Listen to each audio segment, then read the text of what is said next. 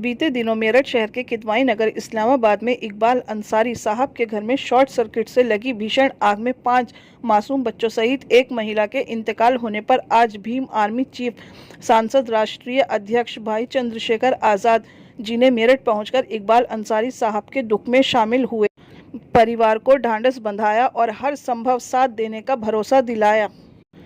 इस परिवार के दुख को शब्दों में बयान नहीं किया जा सकता है। मुझे जानकारी मिली कि इस परिवार ने इतना बड़ा नुकसान होने के बावजूद किसी भी तरह की मदद लेने से मना कर दिया। सरकार को चाहिए कि वह खुद आगे आकर आर्थिक मदद करे। कम से कम 5 करोड़ रुपए का मुआवजा इस परिवार को दे। मैं खुद सरकार से इसकी बात करूंगा।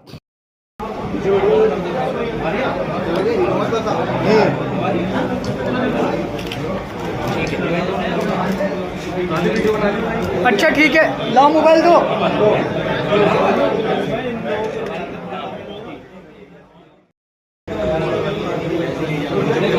अरे मोबाइल नीचे कर दो मोबाइल नीचे कर दो भैया, आईडी नीचे करो, उसकी आईडी है।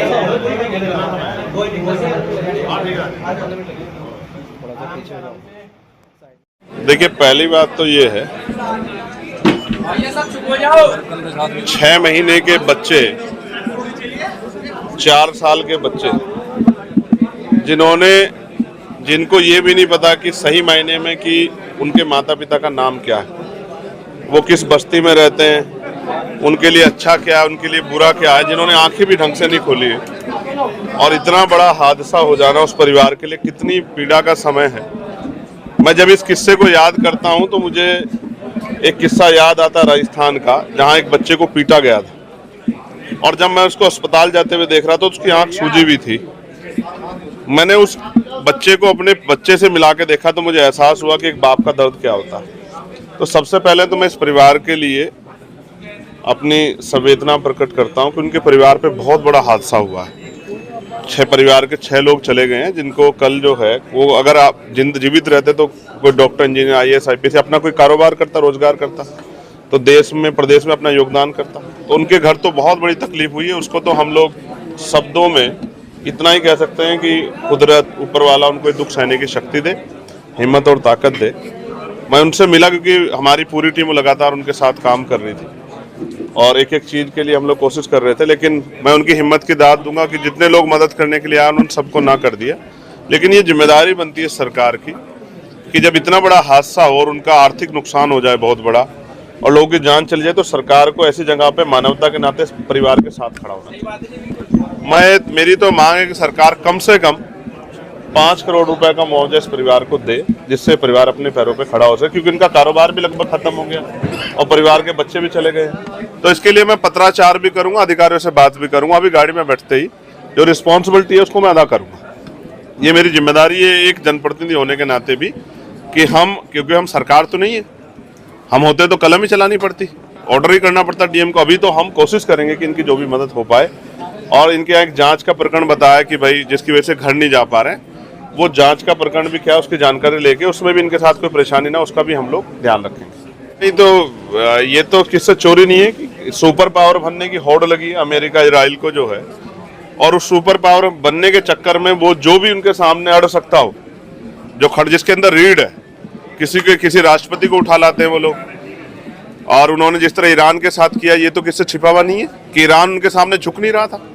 जिस तरह से उनके जो सीनियर नेता थे उनके घर पे बम गिरा के उन्होंने उनकी हत्या कर दी है। मैं एक बात बहुत इंपॉर्टेंट कहना चाहता हूँ और मीडिया के बंधुओं के माध्यम से इसलिए कहना चाहता हूँ कि दूर तक जाए। देखो, ये एक शुरुआत है। जब किसी को इस तरह का बल मिलता है तो उसको ये ऐसा लगता है कि वो किसी को भी कुचल सकता है। ट्रंप ने जिस तरह से हमारे प्राइम मिनिस्टर के बारे में भी बार बार कहा कि हम उनका कैरियर खत्म कर देंगे, टैरिफ लेकर ही रहेंगे, मैं ये बात कहना चाहता हूँ, ये भारत है, हमारी सरकार से वैचारिक विरोध है, उनकी नीतियों का विरोध है। लेकिन अगर हम देशभक्त इतने, अगर देश की मिट्टी पे आँच आई या किसी भी राष्ट्र को गलतफहमी हो, चाहे चाइना हो, चाहे वो पाकिस्तान हो, चाहे वो अमेरिका हो या इजराइल हो, अगर किसी को गलतफहमी हो कि वो हमारी मिट्टी या हमारे लोग तरफ आँख उठा देगा, तो हम ऐसी स्टेट बजाएंगे कि वो क्या, हमारे देश से बढ़ के हमारे लिए कुछ नहीं, चाहे वो अमेरिका हो या इजराइल हो। जिस तरह उन्होंने फिलिस्तीन को कुचला है, जिस तरह वो ईरान को कुचल रहे हैं, अगर उनको ये गलतफहमी हो कि वो भारत की तरफ आंख उठा लेंगे तो भारत की मिट्टी में वो बल है कि जगह नहीं मिलेगी छिपने के लिए। हम अपने देश के लिए हर कुर्बानी देने के लिए तैयार। वैचारिक विरोध, राजनीतिक विरोध अपना अलग जगह है, लेकिन हमारा देश कमजोर नहीं है। ये मेरी तरफ से चेतावनी है अमेरिका इजराइल दोनों को कि वो हद में रहें। ये जो आंखें उन्होंने दिखाई है, क्यों दिखाई है, ये सबको सब जानते हैं।